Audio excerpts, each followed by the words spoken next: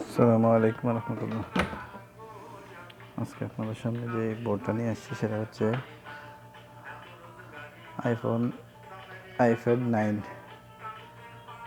Pro, যেটা 9 pro ওটা। এই মোবাইলটা, এটার যে এলসিডি হচ্ছে আলাদা,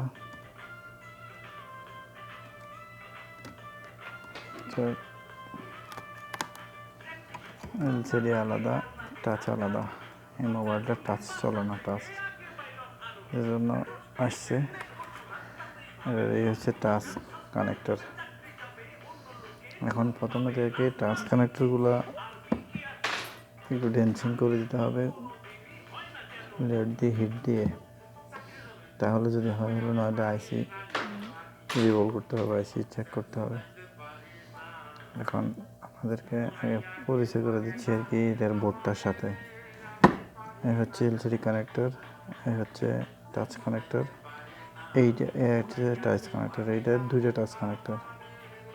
এটা ক্যামেরা কানেক্টর, এটা স্পিকার কানেক্টর, মাউথ স্পিকার যেটা, ক্যামেরা স্পিকার যেটা, এটা। আর এটা হচ্ছে ব্যাটারি কানেক্টর, তো এটা চেনেন, এটা পুরোটা একটা চার্জিং কানেক্টর। আর এগুলো হচ্ছে camera connector, speaker connector, mouth speaker connector, এগুলো। তো আজকে আপনারা এই বোর্ডটা ভালো করে দেখে রাখুন। এটা হচ্ছে আমাদের আইপ্যাড 9 প্রো, যেটা ওইটা। এটা খোলা খুব সহজ, এটার টাচটা খুব আলাদা, একদম পাতলা, তো এটা এদিক থেকে একদম দেখে শুনে খুলতে হবে। আচ্ছা, আপনারা অবশ্যই এটা দেখে শুনে করবেন।